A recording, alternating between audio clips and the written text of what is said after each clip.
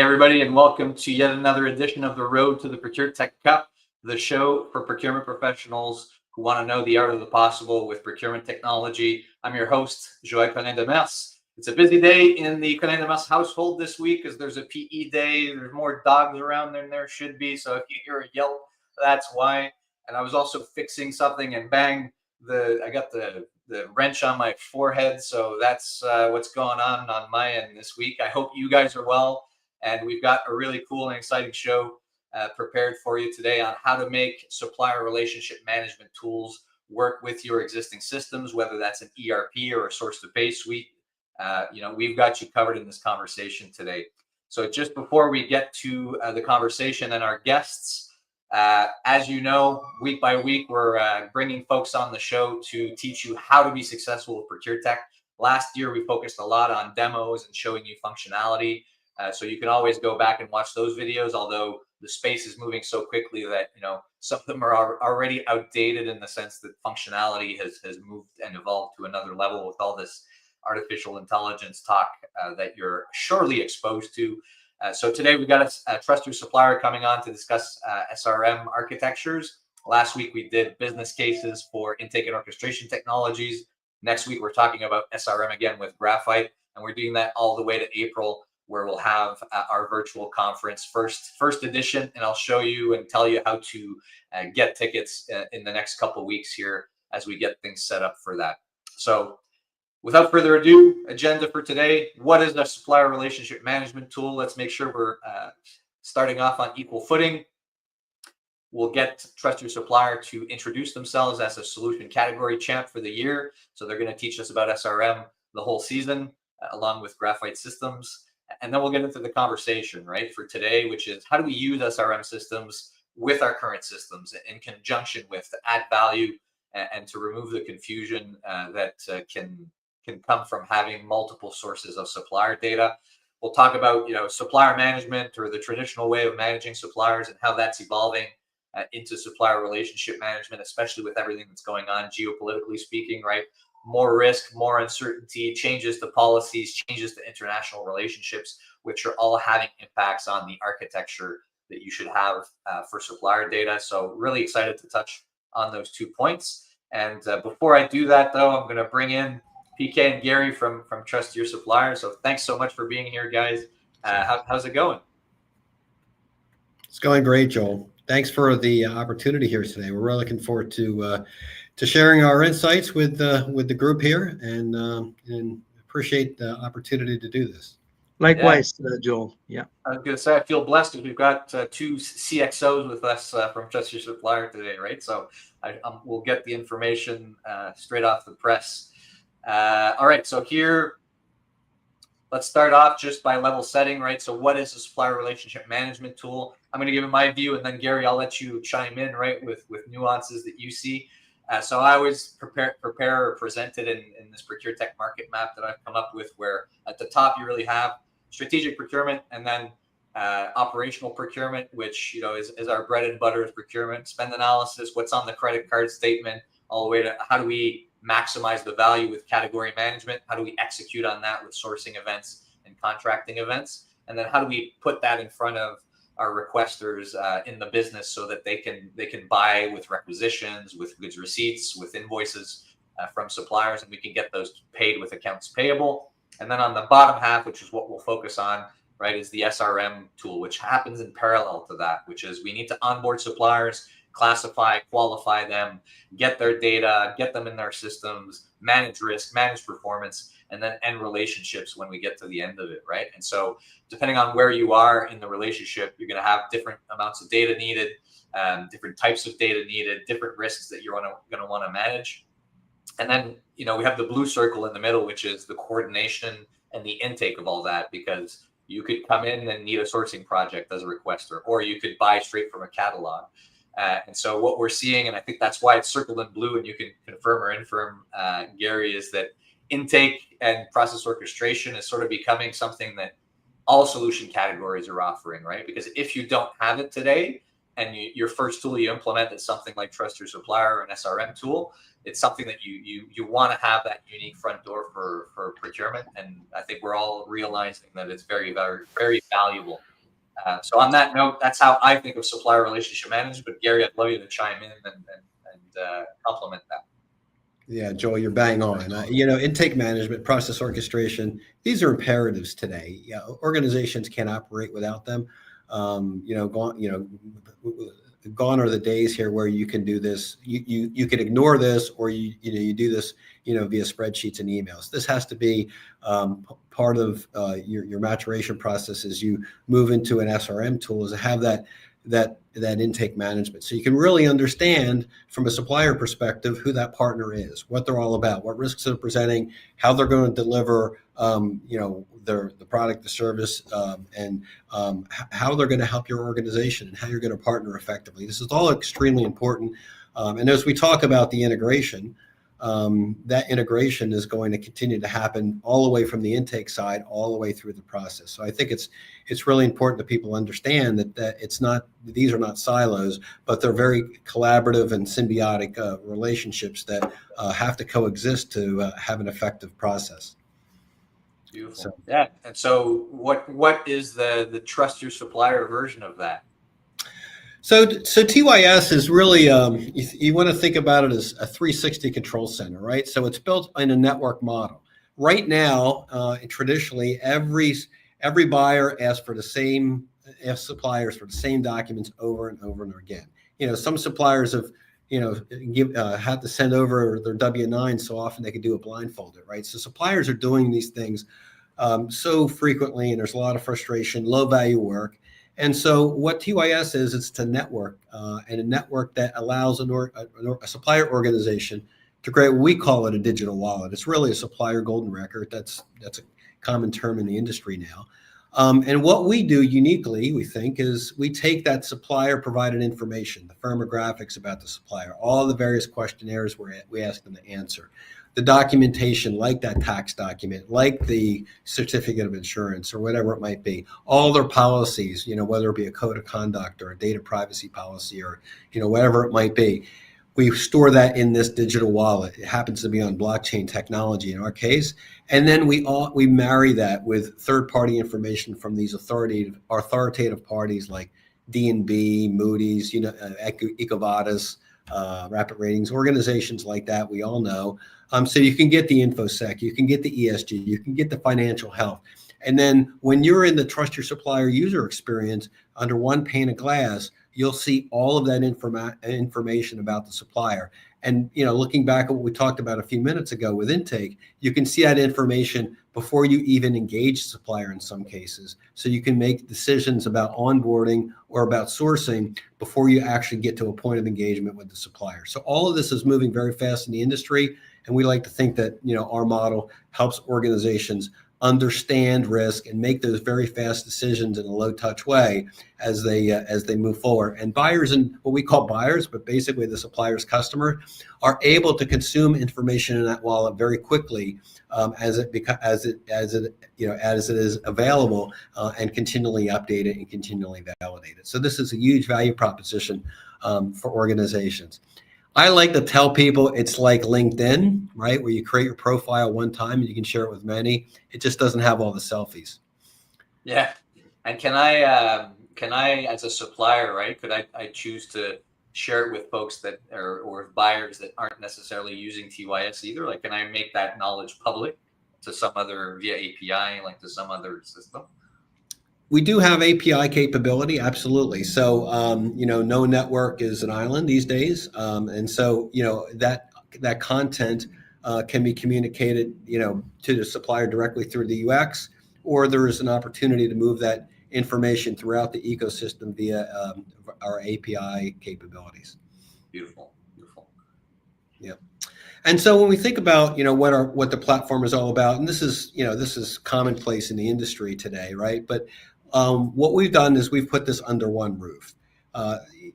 Data governance is probably, one of the most unheralded capabilities that organizations need to have. You have to have clean data, especially with the advent of the AI engines that we're all migrating to, right? We know that data needs to be clean. And, I've been, in this business more years than I'm going to be able to share with you guys.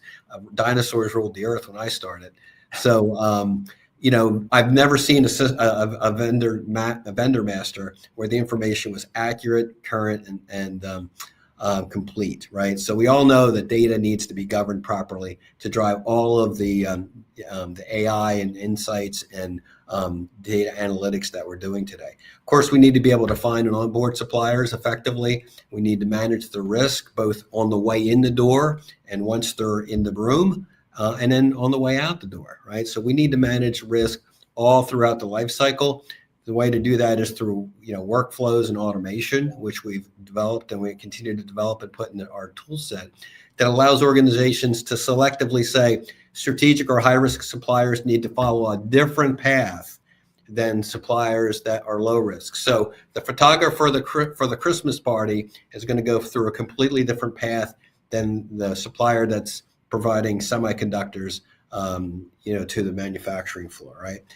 We give the ability for risk scoring, so you can objectively evaluate your supplier side by side, and then we monitor this information on a day-to-day basis. You want to know if a supplier has been sanctioned, right? You don't want to get up and read your news feed in the morning and find out your favorite supplier's CEO is in an orange jumpsuit, right? So that information is very important to understand on a day-to-day basis. And we've all seen, here recently that with the advent of AI, fraudsters are leveraging that technology perhaps better than anyone. And so we've seen a lot of cases where supplier payments have been hijacked essentially, and so we have capability to mitigate that kind of fraud. Awesome. Yeah, and I feel like it's you hit on the nerve with me at the very beginning where you said, like, essentially I understood it like as a vendor governance, vendor data governance isn't sexy, right? And so I'm very curious to see how you're making it sexy, because it is definitely super important. And so yeah, so anyways, on that note, right? I think here you wanted to touch on the different integrations or the different dimensions, right? That you need to consider when you're doing that. Yeah, so that would be a tall challenge making data sexy, Joel, but I'm going to leave that one alone. So we touched a little bit about risk intelligence, right? And so when we think about risk, risk can be evaluated in a number of different ways, and there's different pillars of risk that are important to understand. What we've done is we've combined data elements that we consume directly from the supplier via questionnaires. It's the normal mechanisms that organizations have used over time to collect information, and then again we've kind of glued that to getting authoritative data from experts in the industry, right? So all these logos here, I'm sure, are very familiar with everyone here in the audience, whether it be LexisNexis, EcoVadis, of course. Some of the big brothers in the industry like Moody's and Dun & Bradstreet have a whole host of risk data offerings. So we consume all that information, and whether it's financial, sanctions, cyber, compliance, whatever it might be, we're able to bring this information under that pane of glass and provide insights around risk. So at the end of the day, you just want to know as much about your supplier as you can, right? Because you're going to be constantly making decisions. And no 2 days in supply chain are alike. We know that. So what's a great relationship today could be a poor relationship tomorrow, only because the aspects of the supplier have changed that now present risk to your ability to continue to do business with them, right? And so, that's what really procurement is all about, right? And if we think about business really boiling down to problem solving, part of problem solving is removing risk, right? And so that's what we try to do. Yeah, and I think it conceptualizes the problem very well, which is, there are thousands of sources of data out there, and you need a way to bring them together to get that consolidated picture of, what is happening with that supplier, depending on where you are in the life cycle with them. So I appreciate that intro. If you want to look at supplier demo for Trust Your Supplier, you can scan this QR code as well, right? I think the fine folks at TYS will be more than happy to take some time with you to bring you through the platform. As I said last year, we focused on doing that on the show, but I wanted gear this year to get on how to be successful, or to talk about how to be successful. So make sure to reach out if that's of interest to you. But now this second phase is like, who TYS is, how do we use these types of systems that are collecting this data from various internal, external sources, first-party data, third-party data, and bringing them all together? How do we plug those in with our current systems to get to the actual outcomes that, Gary, you were discussing earlier on in the show, right? So PK, I think you wanted to bring us around, what those challenges are and the impacts and how to deal with them. Absolutely, Joe. And there are really, I think, four pieces to this to unpack this question. One is to really understand where the organizations are, most of the organizations are today, and then sort of that. If you look at that picture today, it's really siloed data, a lot of manual workflows. Eh, Even today, many organizations have working from spreadsheets and ERP systems. Their sourcing systems have different data. Their contractual systems have very different data. And so in many cases, the problem gets even more compounded when they are geographically spread. Even within an organization, we know we have worked with clients with 80 different ERP systems. So I think the risk is very low in terms of late risk detection. Risk awareness is very low, so you detect your risk much later in the game. That leads to a lot of increased exposure, and we have had situations where customers have had those exposures discovered during the process itself, which has been extremely helpful for them. The second piece of this is the fragmented data actually causes poor data integration, and it's just going to cause more compound itself, as Gary was mentioning, with AI and other pieces coming. So that inconsistent data visibility leads to, again, obscures your risk insight in terms of where your risks are in terms of your supplier base. The third aspect of this is there's still a lot of manual process, as I mentioned earlier, and that leads to a lot of higher cost in terms of remediation after sourcing. You just realize, oops, we made this problem. We spent all this time getting through the sourcing process. Now we find that this person has a sanctions or this person has a financial issues. So that they to not only kind of go back into that whole cycle time, but also understand the downside reputational risk that it presents to the organization. Then there is slower workflows in terms of delays in approval that also creates cycle time delays and slows your decisions. And at best, they can also lead to poor decisions. And then obviously the other part is many organizations are right now do a one-time check and then they fire and forget. And that causes a lack of limited monitoring, leading to sort of inefficiency, because things can go very quickly from red to yellow, or green to yellow or green to red of any one risk dimension that can really impact. So even if you, at the time of sourcing, you didn't have a problem, you need to know that Oh, PK, I think you pressed on the mute yeah. button. So I think, yeah. So am I coming okay? Yep.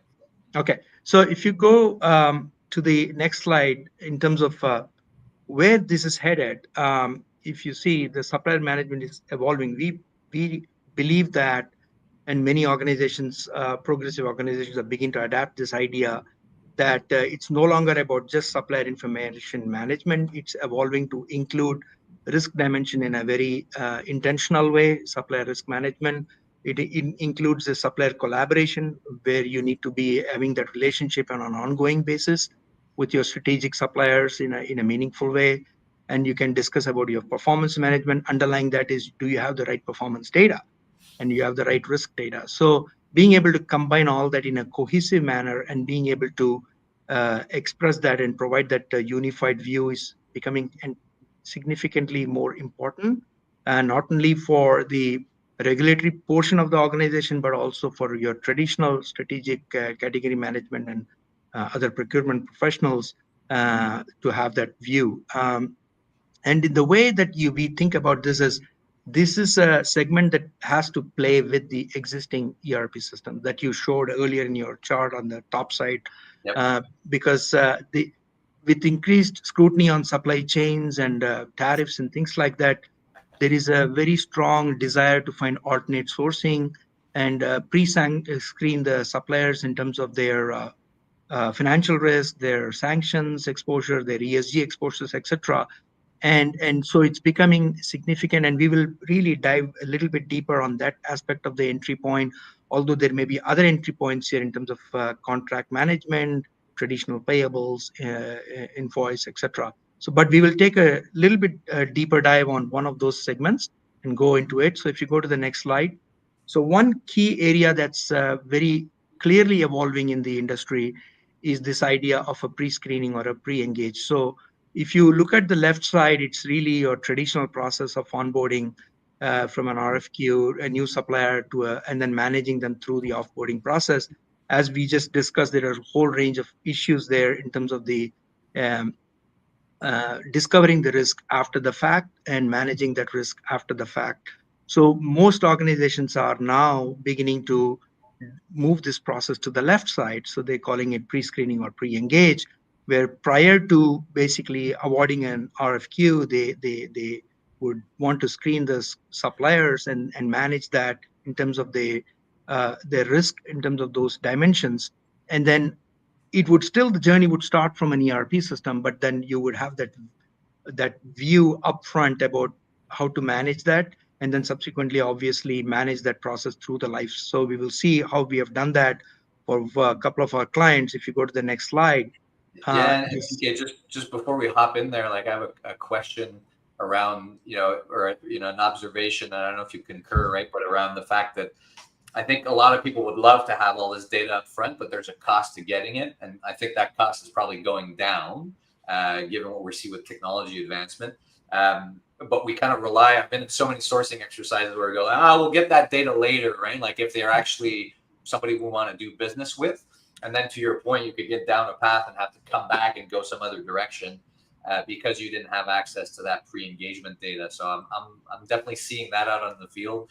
But is that kind of what you're seeing too, right? The cost of getting that data. absolutely. I think one of the, I'll tell you a story. One of our clients actually during the engagement process discovered that one of their existing suppliers had a sanctions issues and exposure. Once that data point was revealed to them, it was very clear to them that they needed to do a full view of their supplier base. So in many cases, I think the the insight is very revealing for the even the prospective buyers and the buyers in terms of the not only causes a reputational risk for them, but also causes a significant downside risk in terms of penalties and things like that. So I think it's a part of the thing that we are continuing to see progressive customers understanding that. And I think the more and more the market matures, we will see that becoming an important aspect of the pre-boarding consideration. So just to loop back here in terms of how we work with an existing sourcing system in this case. It's a 5-step process. Simply put, the journey obviously starts like any other organization. You would invite a supplier from an ERP system as part of any initiative that you're doing, and then you get the initial set of prospective suppliers that you want to award an RFP to. At that point, the system would send that to TYS. The TYS will basically triangulate that against the multiple risk dimensions that the organizations really care about. Typically, we see sanctions, financial risk, ESG being some dimensions. Cyber also comes into the picture. You triangulate that and then create a payload basically saying red, green, or yellow based on the current prospective suppliers. And then they get fed back into the ERP system. And that then triggers the appropriate qualification. So the huge benefit, because it fits seamlessly with the existing S2P systems in terms of sourcing workflows. Secondly, it boosts the efficiency to kind of really do actionable insights so you can pre-discover and then manage that risk as opposed to going down the contracting minutia and then figuring out the problems. And so there's a lot of time save and a cost save there. And then you obviously get a 360 view upfront, and we can obviously further qualify with questionnaires and standardized workflows to even further improve that. And the most important part is that this is not a one-time thing. It's a continuous monitoring beyond that, so you can continuously extend that visibility down into your in life and then offboarding's life cycle of that supplier. So we believe that this type of an integration puts a less change inertia on the existing organizations, and at the same time drives them closer to having that holistic value of their supplier risk and their impact on their business. Yeah. And I would imagine like where it says ERP system right on that left-hand side box, it could be a P2P system, it could be a sourcing system, right? I think it's what I'm understanding is that you're plugging into an existing onboarding process, right? And serving up the insights to be able to take the right decisions at each point in time in that relationship. That's absolutely right. It goes back to the picture we saw a couple of slides back, where the entry point can be any one of those entry points. Yeah, and I would imagine we actually have a question in the chat here from April, who's asking who actually owns that supplier data in an ERP integrated world? Because based on my earlier question as well, like if I'm in sourcing, I'm going to need different amounts and types of data than if I'm in transacting, right? I've already signed a contract with them and I just want to get their transacting info. So what's your view on like who owns the supplier master in this brave new world? So we believe, as Gary was mentioning earlier, that you need to have a golden record in terms of being able to do insight, and you want to do it holistically across the organization. However, we recognize it's a journey for each organization. And so we want to make the journey compatible with their maturity and their ability to sort of transform. And so that reality is very much in light. So we have to provide them with the kind of the steps, milestones, where at each point we drive that incremental value for that organization, because that's also something we have to keep in consideration. Just going back with one example that I presented earlier, there are 80 ERP in one organization. So who owns the data? Well, I mean, that's your guess as mine, right? So we have to kind of make sure in that scenario that we are driving value with one organization and then using that as a yardstick to kind of drive that change within the broader organization. Yeah, and I think we're not talking about deployment planning on this this specific edition of the show, but it will come up right around SRM tools, and in that scenario where it's very, very fragmented, that answer you may have multiple answers at once, right? And you're working to convert everybody to the single source of truth answer with a tool like TYS, I would imagine. Fantastic. So I think, yeah, go ahead.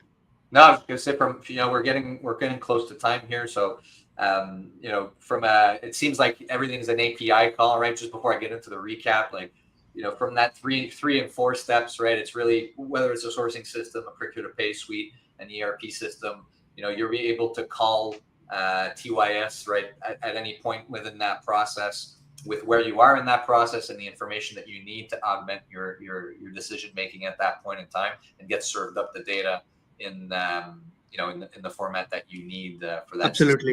Absolutely. I mean, that's the key in terms of being able to put that connection so that you can manage that process in a very automated fashion.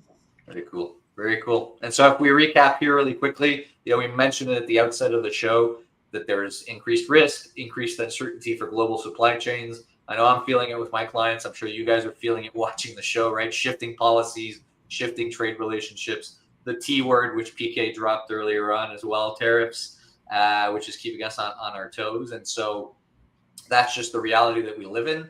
And honestly, I think, based on my amateur look at geopolitics, I feel like it's not going to get any better anytime soon in terms of stability. And so we need to have these organizational capabilities to manage risk, to manage agility, right? And that comes with having access to very high trust data on our supplier base.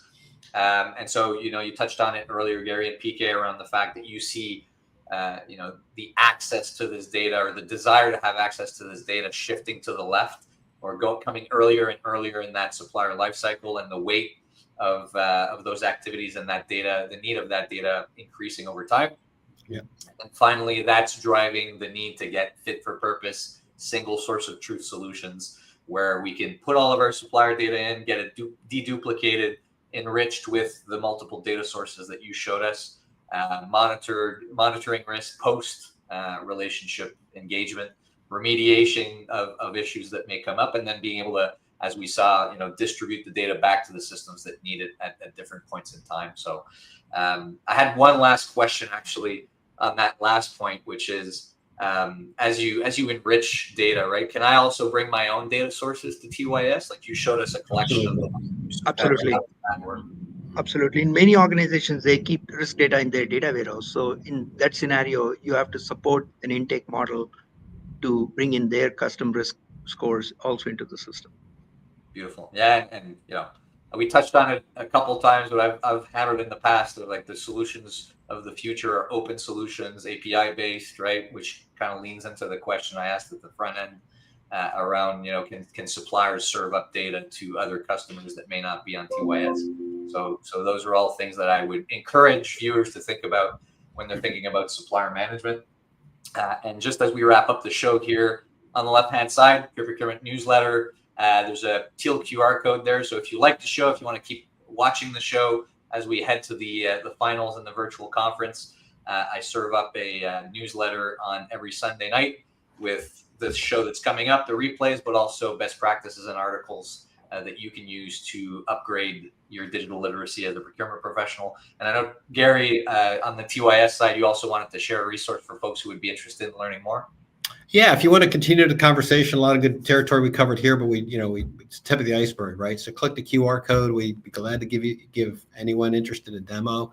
Or if you just want to reach out to us on LinkedIn or connect with PK and I after the session, be delighted to talk with you, talk shop, and we can talk about not bringing the burglar into the room until you ring the alarm. You know, get the suppliers right, pre-vet it, right. But and Joel just wanted to, you know, we very much appreciate this opportunity, right, to share our thoughts and our insights, and we thank everybody here that attended and participated in the show today. And you know, we hope everyone took a little bit away from the session, and we'll see you all down the road.